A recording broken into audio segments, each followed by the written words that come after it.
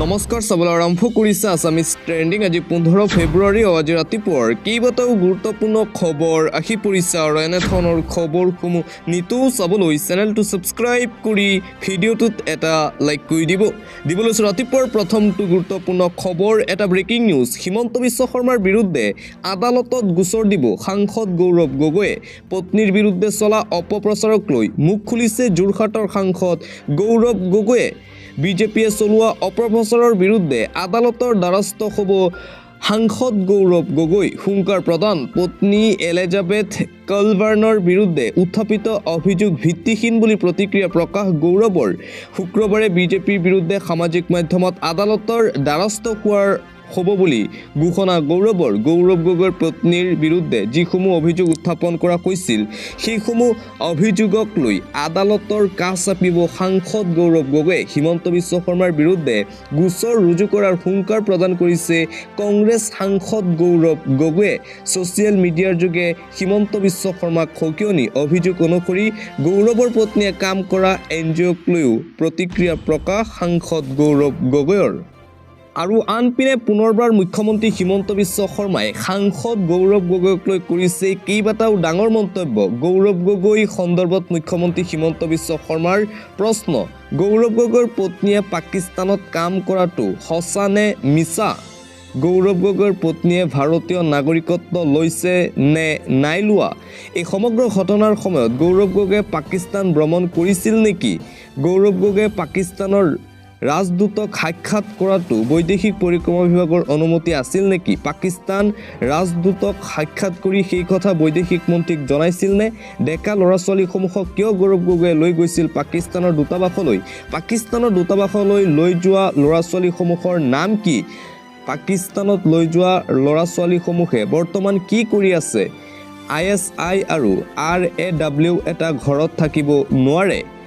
ISI হৈছে পাকিস্তানৰ চোৰাংচোৱা সংস্থা আৰু ভাৰতৰ একেটা ঘৰত তেওঁলোক কেনেকৈ থাকিব? প্ৰশ্ন হিমন্ত বিশ্ব শৰ্মাৰ। গৌৰৱ গগৈৰ মতে ভাৰত পাকিস্তান বন্ধু ৰাষ্ট্ৰ, ভাৰত পাকিস্তান একেলগে থাকিব পাৰে। এই সমগ্ৰ বিষয়টো ৰাজনীতিৰো ঊৰ্ধত। এয়া হৈছে ৰাষ্ট্ৰীয় নিৰাপত্তাজনিত প্ৰশ্ন। ইয়াত কোনো ধৰণৰ কম্প্ৰমাইজ কৰা নহ'ব। 2009 চনত গৌৰৱ গগৈয়ে পেলেষ্টাইনৰ বহু ঠাই ভ্ৰমণ কৰিছিল। আমেৰিকাৰ এটা NGOয়ে ভ্ৰমণলৈ লৈ গৈছিল গৌৰৱ গগৈক। আমেৰিকাৰ এই NGOটো কোন হয়? ভাৰত বিৰোধী জৰ্জ ছৰছে গৌৰৱ গগৈৰ অনুষ্ঠানত 1 কোটি টকা দান কৰিছিল। 16 তাৰিখে কেবিনেটত গৌৰৱ গগৈৰ সন্দৰ্ভত আলোচনা কৰা হ'ব বুলি পুনৰবাৰ মন্তব্য ৰাজ্যৰ মুখ্যমন্ত্ৰী ডক্টৰ হিমন্ত বিশ্ব শৰ্মাৰ। দিবলৈ আন এটা গুৰুত্বপূৰ্ণ খবৰ, ন্যায়ালয়ৰ ককৰ্থনাত সুমতি ঘূৰি আহিল চৰকাৰৰ। অবৈধ কয়লাৰ সন্দৰ্ভত শপতনামা দাখিল কৰিছে হিমন্ত বিশ্ব শৰ্মাৰ বিজেপি চৰকাৰে। ৰাজ্যত অবৈধ কয়লা খননক লৈ কঠোৰ গুৱাহাটী উচ্চ ন্যায়ালয়। অবৈধ কয়লা খনন সন্দৰ্ভত গুৱাহাটী উচ্চ ন্যায়ালয়ত শপতনামা দাখিল কৰিবলৈ বাধ্য হ'ল ৰাজ্য চৰকাৰ। শুক্ৰবাৰে গুৱাহাটী উচ্চ ন্যায়ালয়ত ৰাজ্য চৰকাৰে দাখিল কৰিলে অবৈধ কয়লাৰ সন্দৰ্ভত শপতনামা। বিগত 22 মাহে উচ্চ ন্যায়ালয়ত অবৈধ কয়লাৰ সন্দৰ্ভত শপতনামা দাখিল কৰাত ব্যৰ্থ হৈছিল হিমন্ত বিশ্ব শৰ্মাৰ বিজেপি চৰকাৰ। অবৈধ কয়লাৰ সন্দৰ্ভত শপতনামা দাখিলত বিলম্ব হোৱাৰ বাবে উচ্চ ন্যায়ালয়ে ককৰ্থনা কৰিছিল ৰাজ্য চৰকাৰক। কয়লাৰ অবৈধ খননক লৈ মুখ্য সচিব আৰু আৰক্ষী সঞ্চালক প্ৰধানক আদালতত হাজিৰ হোৱাৰ নিৰ্দেশ দিছিল গুৱাহাটী উচ্চ ন্যায়ালয়ে। 2023 চনৰ 27 এপ্ৰিলৰ পৰা 2025 চনৰ 6 ফেব্ৰুৱাৰীলৈকে অবৈধ কয়লাৰ সন্দৰ্ভত শপতনামা দাখিল কৰা নাছিল ৰাজ্য চৰকাৰে। উচ্চ ন্যায়ালয়ে বিচৰা পাছতো অসম আৰক্ষীৰ সঞ্চালক প্ৰধান আৰু গৃহ বিভাগৰ প্ৰধান সচিবে দাখিল কৰা নাছিল শপতনামা, যাৰ বাবে সকিয়নি প্ৰদান কৰিছিল ন্যায়ালয়ে।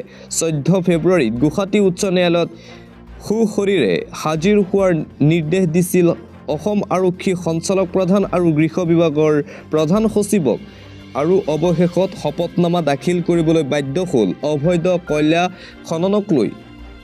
দিবলৈ আন এটা ব্ৰেকিং নিউজ, সাংসদ গৌৰৱ গগৈক লৈ চলি থকা বিতৰ্কৰ মাজতেই এইবাৰ প্ৰতিক্ৰিয়া প্ৰকাশ কৰিছে শিৱসাগৰৰ বিধায়ক তথা ৰাইজৰ দলৰ সভাপতি অখিল গগৈয়ে। ডুবাইত মুখ্যমন্ত্ৰীয়ে হাউচিং আৰু হোটেল ব্যৱসায়ত ধন খটুৱাইছে।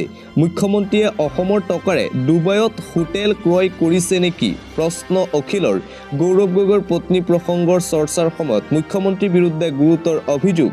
ডুবাইত মুখ্যমন্ত্ৰীয়ে হাউচিং আৰু হোটেল ব্যৱসায়ত ধন খটাইছে বুলি মন্তব্য বিধায়ক অখিলৰ। যদি গৌৰৱ গগৈৰ পত্নীৰ বিৰুদ্ধে অভিযোগ উত্থাপন কৰিছে বিজেপিয়ে, তেন্তে সমান্তৰালভাৱে হিমন্ত বিশ্ব শৰ্মা আৰু হিমন্ত বিশ্ব শৰ্মাৰ পত্নী ৰিণিকী ভূঞা শৰ্মাৰ বিৰুদ্ধেও কংগ্ৰেছে উত্থাপিত কৰিছে অভিযোগ। গতিকে দুয়োজনৰ বিৰুদ্ধেই তদন্ত হ'ব লাগে। গৌৰৱ গগৈৰ বিৰুদ্ধেও তদন্ত হ'ব লাগে, সমান্তৰালভাৱে মুখ্যমন্ত্ৰীৰ বিৰুদ্ধেও তদন্ত হ'ব লাগে। মুখ্যমন্ত্ৰীৰ বিৰুদ্ধে যিসমূহ কেলেংকাৰীৰ অভিযোগ উত্থাপিত কৰিছে কংগ্ৰেছে, হিমন্ত বিশ্ব শৰ্মাৰ পত্নীৰ বিৰুদ্ধে যিসমূহ কেলেংকাৰীৰ অভিযোগ উত্থাপন কৰিছে কংগ্ৰেছে, সেই কেলেংকাৰীৰ তদন্তও হ'ব লাগে। আৰু গৌৰৱ গগৈক লৈ যিসমূহ অভিযোগ বিজেপিয়ে উত্থাপন কৰিছে, সেইসমূহ অভিযোগৰো তদন্ত হ'ব লাগে বুলি মন্তব্য শিৱসাগৰৰ বিধায়ক তথা ৰাইজৰ দলৰ সভাপতি অখিল গগৈৰ। পৰৱৰ্তী খবৰ, কয়লাৰ পাছত এইবাৰ ডিমা হাছাওত ওলাইছে চুপাৰী। ডিমা হাছাওত এইবাৰ বাগৰিল বাৰ্মিজ চুপাৰীৰ ট্ৰাক। ডিমা হাছাওত পূৰ্ণগতিত চলিছে বাৰ্মিজ চুপাৰীৰ চিণ্ডিকেট। দেৱলাল পীযুষৰ যুগলবন্দীত ডিমা হাছাওত চলিছে নেকি এই চিণ্ডিকেট? অবৈধ কয়লা খননৰ পিছত এইবাৰ ডিমা হাছাওত চলিছে চুপাৰী চিণ্ডিকেট। ডিমা হাছাওত এইবাৰ বাগৰিল বাৰ্মিজ চুপাৰীৰ ট্ৰাক দেখিবলৈ পোৱা গৈছে। ডিমা হাছাওত পূৰ্ণগতিত চলিছে বাৰ্মিজ চুপাৰী চিণ্ডিকেট। আৰু বাৰ্মিজ চুপাৰী চিণ্ডিকেট চলাক লৈ এতিয়া সৰব হৈ পৰিছে বিৰোধী দলসমূহ। মন্ত্ৰী পীযুষ হাজৰিকা আৰু দেৱলাল গাৰ্লুছাৰ আশীৰ্বাদত ডিমা হাছাওত এতিয়া অবৈধ কয়লা খনন চিণ্ডিকেটৰ পিছত চলিছে বাৰ্মিজ চুপাৰী চিণ্ডিকেট। সকলো জানিও হিমন্ত বিশ্ব শৰ্মাৰ চৰকাৰ প্ৰশাসনে কোনো ব্যৱস্থা নোলোৱাৰ অভিযোগ বিৰোধী দলসমূহৰ। আন এটা গুৰুত্বপূৰ্ণ খবৰ, মিয়াৰ বিৰুদ্ধে পুনৰ গৰজি উঠিল মন্ত্ৰী পীযুষ হাজৰিকা। খিলঞ্জীয়াক আক্ৰমণ কেতিয়াও চাই থকা নহ'ব, প্ৰত্যুত্তৰ দিয়া হ'ব। জাগিৰোডত হিন্দুৰ ওপৰত হোৱা আক্ৰমণ সন্দৰ্ভত মন্তব্য পীযুষ হাজৰিকাৰ। খিলঞ্জীয়াক নিৰাপত্তা দিয়াৰ দায়িত্ব আমাৰ। বাংলাদেশী সংস্কৃতি আমি মানি নলম। অসমত এইবোৰ সহ্য কৰা নহ'ব। অৰাজকতা আমাৰ সমষ্টিত কেতিয়াও হ'বলৈ দিয়া নহ'ব বুলি সক্ৰিয় মন্ত্ৰী পীযুষ হাজৰিকাৰ। সন্দেহযুক্ত লোকৰ বিৰুদ্ধে কঠোৰ ব্যৱস্থা গ্ৰহণ কৰা হ'ব। জাগিৰোডত হিন্দু লোকৰ ওপৰত মিয়া লোকসকলে আক্ৰমণ কৰাৰ পিছতেই জাগিৰোডত হাজাৰ হাজাৰ লোকে প্ৰতিবাদ কৰিছিল মিয়াৰ বিৰুদ্ধে। মিয়াক জাগিৰোডৰ পৰা খেদি পঠোৱাৰ হুংকাৰ প্ৰদান কৰিছিল খিলঞ্জীয়া লোকে। আৰু জাগিৰোডত সংঘটিত হোৱা এই ঘটনা সন্দৰ্ভত বুজ ল'বলৈ গৈ মন্ত্ৰী পীযুষ হাজৰিকাৰ সকিয়নি, এইবোৰ বাংলাদেশী লোকৰ আক্ৰমণ সহ্য কৰা নহ'ব, শীঘ্ৰেই ব্যৱস্থা গ্ৰহণ কৰা হ'ব। আন এটা ব্ৰেকিং নিউজ, অসমৰ ভূমিত হেন চকু আদানীৰ। খিলঞ্জীয়াক উচ্ছেদ কৰি আদানীক মাটি গতাব হিমন্ত চৰকাৰে। অসমৰ খিলঞ্জীয়াৰ ভূমিত হেন চকু পৰিছে বিজেপিৰ ঘনিষ্ঠ বুলি চৰ্চিত ধন কুবেৰ গৌতম আদানীৰ নাম। গুজৰাটী বনিয়া গৌতম আদানীৰ স্বাৰ্থত ৰাজ্যৰ খিলঞ্জীয়াৰ পৰা ভূমি কাঢ়িব হিমন্ত বিশ্ব শৰ্মাৰ বিজেপি চৰকাৰে। পলাশবাৰীত খিলঞ্জীয়াক উচ্ছেদ কৰি আদানীক মাটি গতোৱাৰ সিদ্ধান্ত হিমন্ত বিশ্ব শৰ্মাৰ বিজেপি চৰকাৰৰ। শুক্ৰবাৰে পলাশবাৰীত আদানী গোষ্ঠীৰ বিৰুদ্ধে বৃহৎ প্ৰতিবাদী কাৰ্যসূচী দেখিবলৈ পোৱা গৈছে স্থানীয় ৰাইজৰ দ্বাৰা। দিল্লীৰ নিৰ্দেশত পলাশবাৰী সমষ্টিৰ দৰিদ্ৰ খিলঞ্জীয়াৰ ভূমি আদানীক গতোৱাৰ সিদ্ধান্ত নেকি দিছপুৰৰ। পলাশবাৰীত বৰদুৱাৰ বাগান ভূমি পটা দাবী সমিতিৰ উদ্যোগত অনুষ্ঠিত হৈছিল বৃহৎ ৰাজহুৱা সভা। আদানী গ্ৰুপ অফ খিলঞ্জীয়াৰ ভূমি গতাই দিয়াৰ বিৰোধিতাৰে হিমন্ত চৰকাৰৰ বিৰুদ্ধে প্ৰতিবাদ কৰিছিল স্থানীয় ৰাইজে। কোনো কাৰণতেই খিলঞ্জীয়াৰ ভূমি আদানীক দিয়া নহ'ব বুলি হুংকাৰ প্ৰতিবাদী খিলঞ্জীয়া জনতাৰ। আৰু আনপিনে আদানীৰ বিৰুদ্ধে তদন্ত হ'বনে? আমেৰিকাত সাংবাদিকৰ প্ৰশ্ন। থতমত খালে ভাৰতৰ প্ৰধানমন্ত্ৰী নৰেন্দ্ৰ মোদীয়ে। আমেৰিকাত সংবাদমেলত অংশগ্ৰহণ কৰি অস্বস্তিত পৰিল ভাৰতৰ প্ৰধানমন্ত্ৰী নৰেন্দ্ৰ মোদী। আদানীৰ বিৰুদ্ধে উত্থাপিত কেলেংকাৰীৰ অভিযোগৰ সন্দৰ্ভত আমেৰিকাত সাংবাদিকৰ প্ৰশ্নৰ সন্মুখীন হ'ল নৰেন্দ্ৰ মোদী।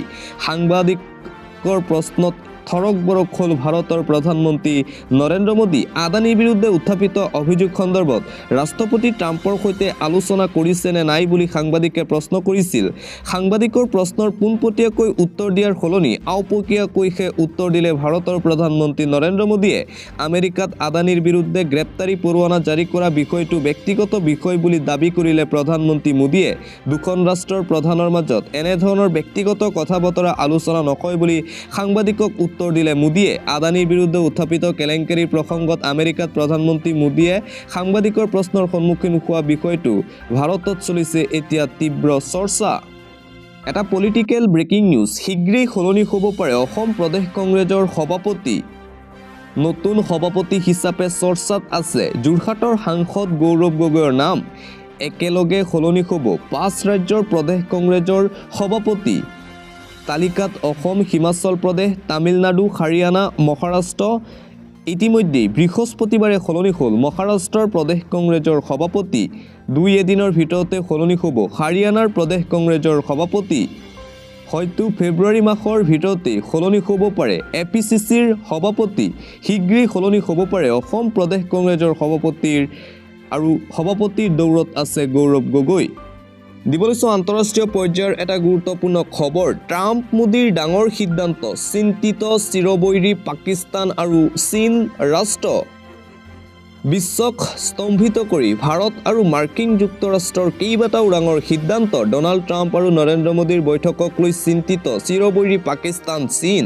শক্তিধৰ আমেৰিকাই ভাৰতক প্ৰদান কৰিব শক্তিশালী F-35 ফাইটাৰ বিমান। ভাৰত আৰু আমেৰিকাৰ মাজত শক্তিখণ্ড বিনিয়োগ বৃদ্ধি কৰাৰ সিদ্ধান্ত। আমেৰিকাৰ পৰা তেল আৰু প্ৰাকৃতিক গেছ আমদানি কৰিব ভাৰতে। AI ছেমিকণ্ডাক্টৰকে ধৰি প্ৰযুক্তিৰ দিশত একেলগে অধিক কাম কৰিব দুয়োখন দেশে।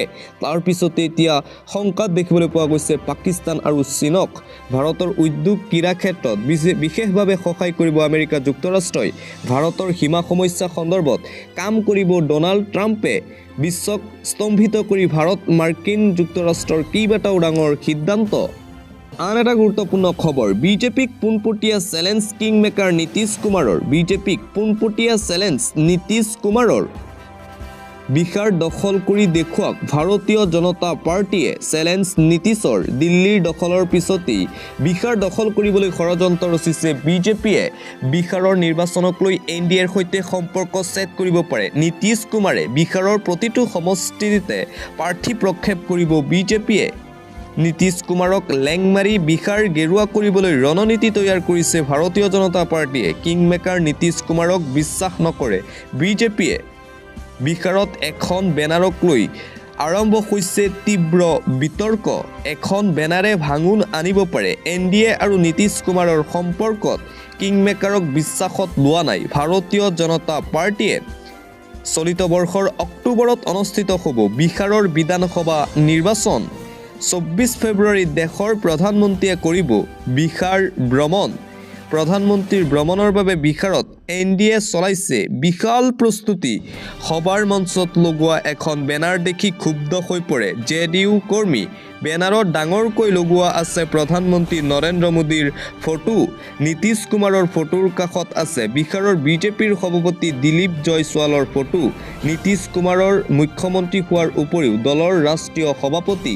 নীতিশ কুমাৰৰ সৈতে JP নাড্ডাৰ ফটো নাথাকি ৰাজ্যিক বিজেপিৰ সভাপতিৰ ফটো লগোৱাক লৈ হুলস্থুল বিহাৰত। যিকোনো মুহূৰ্তত ভংগ হ'ব পাৰে NDA চৰকাৰ।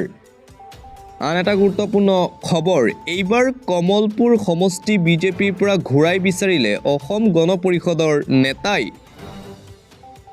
অগপ নেতা সত্যব্ৰত কলিতা হ'ব বিচাৰিছে কমলপুৰৰ বিধানসভা নিৰ্বাচনৰ প্ৰাৰ্থী। মিত্ৰতাৰ ধৰ্মমতেই অগপই পূৰ্বতকৈ অধিক আসন পাব লাগে বুলি মন্তব্য অগপ নেতাৰ। অগপই অকলে নিৰ্বাচন খেলিলেও 9খনতকৈও অধিক আসন পাব 2026 চনৰ বিধানসভা নিৰ্বাচনত। সভাপতি অতুল বৰাই যোগ্যতা ভিত্তিত প্ৰাৰ্থিত্ব প্ৰদান কৰা বুলি মন্তব্য। বিজেপিৰ বহু বিধায়কতকৈও অগপৰ প্ৰাক্তন মন্ত্ৰী বিধায়ক বেছি যোগ্য বুলি মন্তব্য অগপ নেতাজনৰ। কমলপুৰৰ বিধায়ক দিগন্ত কলিতাতকৈও অধিক যোগ্য অগপৰ বিধায়ক। আন এটা গুৰুত্বপূৰ্ণ খবৰ, হাতত বন্দুক লৈ খেলিছিল ফুটবল মেচ, আৰক্ষীয়ে গ্ৰেপ্তাৰ কৰিলে অস্ত্ৰধাৰী খেলুৱৈক। মণিপুৰৰ পৰা ভাইৰেল হৈছিল সেই বিশেষ ভিডিঅ'। হাতত AK-47 বন্দুক লৈ ৰাজহুৱা খেলপথাৰত ফুটবল খেলি গ্ৰেপ্তাৰ খেলুৱৈ। হাতত বন্দুক লৈ ৰাজহুৱা খেলপথাৰত খেলা ফুটবল মেচক লৈ সৃষ্টি হৈছিল বিতৰ্ক সমগ্ৰ দেশত। প্ৰশাসনক আংগুষ্ট প্ৰদৰ্শনকাৰী হাতত বন্দুক লৈ ফুটবল মেচ খেলিছিল মণিপুৰত, আৰু তাৰ পিছতেই সেই যুৱকজনক গ্ৰেপ্তাৰ কৰিছে মণিপুৰ আৰক্ষীয়ে। দ্বিতীয় দিনাও ডিব্ৰুগড়ত প্ৰশাসনৰ উচ্ছেদ অভিযান। দ্বিতীয় দিনাও ডিব্ৰুগড়ত প্ৰশাসনৰ তীব্ৰ উচ্ছেদ অভিযান দেখিবলৈ পোৱা গ'ল। মাৰোৱাৰীপট্টি পূজাঘাটৰ কাষত চলিল প্ৰশাসনৰ বুলডজাৰ। দীৰ্ঘদিনৰ পৰা একাংশই অবৈধভাৱে ঘৰ নিৰ্মাণ কৰি অহাৰ অভিযোগ। প্ৰশাসনে বাৰম্বাৰ বাধা দিয়াৰ স্বত্তেও ঘৰ সাজি আছিল একাংশ লোকে। মাইক যোগে স্থান খালী কৰাৰ নিৰ্দেশ দিছিল প্ৰশাসনে। বৃহস্পতিবাৰেও বৃহৎ এলেকা বেদখলমুক্ত কৰে প্ৰশাসনে। পৰৱৰ্তী খবৰ, শান্তি প্ৰতিষ্ঠা কৰাৰ বাবেই এখন মুছলমান ৰাষ্ট্ৰৰ ঐতিহাসিক সিদ্ধান্ত গ্ৰহণ। শান্তি প্ৰতিষ্ঠা কৰাৰ বাবেই মুছলমান ৰাষ্ট্ৰখনে গ্ৰহণ কৰিছে ঐতিহাসিক সিদ্ধান্ত। ৰাষ্ট্ৰখনৰ স্কুলৰ পাঠ্যক্ৰমত অন্তৰ্ভুক্ত কৰিলে ইহুদীসকলৰ বিষয়। ইহুদীসকলৰ প্ৰতি যি ঘৃণাভাৱ, সেই সন্দৰ্ভত পাঠ্যক্ৰমত অন্তৰ্ভুক্ত কৰা হৈছে। আজাৰবাইজানৰ স্কুলত এতিয়াৰ পৰা শিকোৱা হ'ব ইহুদীসকলৰ বিষয়ে। আন্তঃৰাষ্ট্ৰীয় দিশত শান্তি আৰু সাংস্কৃতিক সম্পৰ্ক বৃদ্ধিৰ বাবে এই সিদ্ধান্ত গ্ৰহণ কৰিছে মুছলিম ৰাষ্ট্ৰখনে। দিবলৈ আন্তঃৰাষ্ট্ৰীয় পৰ্যায়ৰ আন এটা গুৰুত্বপূৰ্ণ খবৰ, ইজৰাইল আৰু ইৰাণৰ উত্তেজনাৰ মাজতেই চীনৰ বৃহৎ পদক্ষেপ। ৱাৰ ব্ৰেকিং, আমেৰিকা আৰু ইজৰাইলক আচৰিত কৰি চীনে ল'লে বৃহৎ সিদ্ধান্ত। চীনৰ দুখনকৈ জাহাজ উপস্থিত হ'ল ইৰাণৰ বন্দৰত। ইৰাণক কৰিছে সহায় চীনে। এই দুয়োখন জাহাজত আছিল 1000 টন ৰাসায়নিক পদাৰ্থ। এই ৰাসায়নিক পদাৰ্থৰ সহায়ত ইৰাণে নিৰ্মাণ কৰিব পাৰিব বহু মিছাইল। ইজৰাইল আৰু আমেৰিকাই গম নোপোৱাকৈ চীনৰ জাহাজ পালেগৈ ইৰাণত। ইৰাণৰ বন্দৰ আব্বাছত উপস্থিত হয় জাহাজ দুখন। বিগত সময়ত ইজৰাইলে ধ্বংস কৰিছিল ইৰাণৰ মিছাইল নিৰ্মিত কৰা কাৰখানা। কিন্তু চীনৰ সহায়ত পুনৰবাৰ মিছাইল নিৰ্মাণ কৰিব পাৰিব ইৰাণে। তাৰ পিছতেই এতিয়া চিন্তাত পৰিছে আমেৰিকা আৰু ইজৰাইল। বাংলাদেশৰ ইউনুছ চৰকাৰক ট্ৰাম্পে দিলে বেয়া খবৰ। প্ৰধানমন্ত্ৰী মোদীয়ে সিদ্ধান্ত ল'ব বাংলাদেশৰ ওপৰত। বাংলাদেশৰ ইউনুছ চৰকাৰক লৈ ডনাল্ড ট্ৰাম্পৰ বৃহৎ ঘোষণা। বাংলাদেশৰ সকলো পৰিস্থিতি ট্ৰাম্পে এৰি দিলে প্ৰধানমন্ত্ৰী মোদীৰ ওপৰত। দীঘলীয়া সময় ধৰি নৰেন্দ্ৰ মোদীয়ে নজৰ ৰাখিছে বাংলাদেশৰ পৰিস্থিতিৰ ওপৰত। প্ৰধানমন্ত্ৰী নৰেন্দ্ৰ মোদীয়ে বাংলাদেশৰ ওপৰত ল'ব সিদ্ধান্ত। আমেৰিকাৰ ডিপষ্টেটৰ বাংলাদেশৰ পৰিস্থিতিৰ লগত কোনো সম্পৰ্ক নাই। ট্ৰাম্পে স্পষ্ট কৰিলে এই কথা, মোদীয়ে ল'ব সিদ্ধান্ত। নৰেন্দ্ৰ মোদীক বাংলাদেশৰ পৰিস্থিতি পৰ্যবেক্ষণৰ বাবে ট্ৰাম্পৰ আহ্বানৰ পিছতেই হাহাকাৰ লাগিছে ইউনুছ চৰকাৰত। শেহতীয়াকৈ বাংলাদেশে লৈছিল কেইবাটাও ভাৰত বিৰোধী পদক্ষেপ। পাকিস্তানৰ সৈতেও ভাল সম্পৰ্ক গঢ়ি তোলাৰ চেষ্টা কৰিছিল বাংলাদেশৰ ইউনুছ চৰকাৰে। বাংলাদেশৰ ইউনুছ চৰকাৰক লৈ ডনাল্ড ট্ৰাম্পৰ এই বৃহৎ ঘোষণা। আন এটা জৰুৰী খবৰ, মুকলি হ'ল হোৱাটছআপ নম্বৰ। চৰকাৰী চিকিৎসকে বেয়া ব্যৱহাৰ কৰিলেও দিব পাৰিব অভিযোগ। চৰকাৰৰ স্বাস্থ্য বিভাগে মুকলি কৰিলে নম্বৰ। চৰকাৰী চিকিৎসালয়ত ঔষধ নাপালে অভিযোগ দিব পাৰিব এই হোৱাটছআপ নম্বৰত। হোৱাটছআপ নম্বৰটো হৈছে 9864541430। চৰকাৰী চিকিৎসালয়ত উপলব্ধ ঔষধেই দিব লাগিব চিকিৎসকসকলে। চিকিৎসকে দিয়া তালিকা অনুসৰিয়ে চৰকাৰে যোগান ধৰে চিকিৎসালয়ত ঔষধ। এই ঔষধৰ বাহিৰে আন ঔষধ দিব নোৱাৰিব চিকিৎসকসকলে। স্বাস্থ্যমন্ত্ৰী অশোক সিংঘালৰ এই ডাঙৰ মন্তব্য। বতৰক লৈ দিব লৈছে এটা গুৰুত্বপূৰ্ণ খবৰ, ৱেডাৰ আপডেট। আঞ্চলিক বতৰ বিজ্ঞান কেন্দ্ৰৰ ফালৰ পৰা বতৰক লৈ দিয়া হৈছে সতৰ্কবাণী। ৰাজ্যজুৰি বতৰে লৈছে কাল ৰূপ। বতৰ বিজ্ঞান কেন্দ্ৰৰ ফালৰ পৰা হাই এলাৰ্ট জাৰি। ঠায়ে ঠায়ে বৰষুণ হৈছে। মুষলধাৰ বৰষুণ বিভিন্ন প্ৰান্তত। প্ৰান্তে প্ৰান্তে ধুমুহা, শিলাবৃষ্টি। নিশালৈ আহিব পাৰে প্ৰচণ্ড বৰষুণ। বতৰ বিজ্ঞান কেন্দ্ৰৰ সতৰ্কবাণী জাৰি। ভয়ংকৰ ধুমুহা বৰষুণৰ ফলত ব্যাহত হৈ পৰিছে যাতায়াত। আগন্তুক কেইবাদিনলৈ বতৰে কালৰূপ ল'ব অসমত। ভয়ংকৰ ধুমুহাই কালৰূপ লোৱাৰ আশংকা আছে ৰাজ্যত। সকলোকে সতৰ্ক হৈ থকাৰ আহ্বান আঞ্চলিক বতৰ বিজ্ঞান কেন্দ্ৰৰ জাৰি কৰা হৈছে এলাৰ্ট বতৰক লৈ মাজুলী চৰাইদেউ যোৰহাট তিনিচুকীয়া ডিব্ৰুগড় ধেমাজি লখিমপুৰ শিৱসাগৰ আদি জিলাত এলাৰ্ট জাৰি কৰিছে বতৰ বিজ্ঞান কেন্দ্ৰই গোলাঘাট কাৰ্বি আংলং নগাঁও মৰিগাঁও হোজাই পশ্চিম কাৰ্বি আংলং ডিমা হাছাওত জাৰি কৰা হৈছে এলাৰ্ট বতৰ বিজ্ঞান কেন্দ্ৰৰ ফালৰ পৰা সকলোকে সতৰ্ক হৈ থাকিবলৈ আহ্বান দিবলৈছে ইছলাম ধৰ্মাৱলম্বী লোকসকললৈ এটা গুৰুত্বপূৰ্ণ খবৰ 31 মাৰ্চত ঈদ 2 মাৰ্চত প্ৰথম ৰোজা ইছলাম ধৰ্মাৱলম্বী লোকসকললৈ এটা গুৰুত্বপূৰ্ণ এটা জৰুৰী খবৰ কোটি কোটি মুছলমান জনতাৰ বাবে আহিল পবিত্ৰ দিন পবিত্ৰ সবে বৰাতত ৰহমতৰ দুৱাৰ খোল খোৱাৰ পাছত আহিল ভাল খবৰটো 1 মাৰ্চৰ পৰা আৰম্ভ হ'ব পবিত্ৰ ৰমজান মাহ প্ৰকাশ পালে পবিত্ৰ ৰমজান মাহৰ সেহৰি ইফতাৰৰ সম্পূৰ্ণ সময়সূচী 2 মাৰ্চত হ'ব প্ৰথমটো ৰোজা ইছলাম ধৰ্মাৱলম্বী লোকসকললৈ গুৰুত্বপূৰ্ণ খবৰ 1 মাৰ্চৰ পুৱতি নিশা খাব লাগিব সেহৰিৰ শেষ সময় পুৱতি নিশা 4:30 বজাত 2 মাৰ্চত সন্ধিয়া ইফতাৰ গ্ৰহণ কৰিব ইছলাম ধৰ্মাৱলম্বী লোকসকলে 30 মাৰ্চত পালন কৰা হ'ব অন্তিমটো ৰোজা 31 মাৰ্চত বিশ্বজুৰি পালন কৰা হ'ব পবিত্ৰ ঈদ উল ফিতৰ প্ৰকাশ পালে ফিত্ৰাৰ আৰু জাকাতৰ পৰিমাণ 1633 গ্ৰাম গেহু বা বজাৰ মূল্য জাকাতৰ পৰিমাণ শতকৰা 2.5 টকা এই সময়সূচী কামৰূপ মহানগৰবাসী ইছলাম ধৰ্মাৱলম্বী লোকসকলৰ বাবে